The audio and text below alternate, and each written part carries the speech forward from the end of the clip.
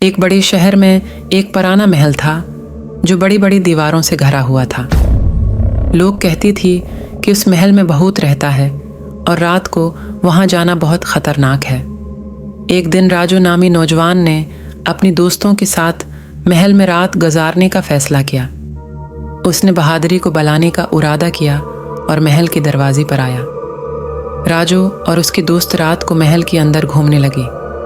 آہستہ آہستہ انہیں بھوت کی آوازیں سنائی دینے لگیں، لیکن وہ ان پر توجہ نہیں دینا چاہتے تھے۔ رفتہ رفتہ رات بڑھتے گئی اور محل میں حیرت انگیز واقعات ہونے لگی۔ ایک نامعلوم آواز انہیں پکارنے لگی اور راجو کے دوست ایک ایک کر کے غائب ہونے لگے۔ راجو تنہائی میں محل کے اندر پہنس گیا۔ وہ آہستگی سے آگے بڑھا اور ایک بند کمرے میں داخل ہوا تو ایک بزرگ خاتون کو دیکھا۔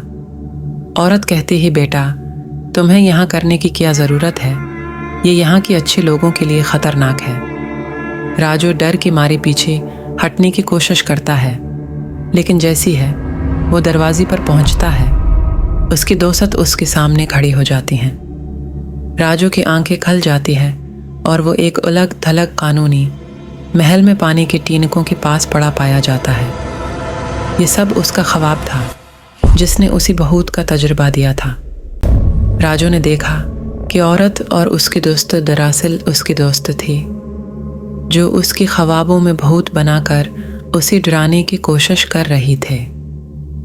راجو اس تجربے سے سیکھتا ہے کہ بعض اوقات ہماری ذہنی حالت ہمیں عجیب اور خوفناک خواب دکھاتی ہے جو ہماری حقیقت سے مختلف ہوتی ہیں۔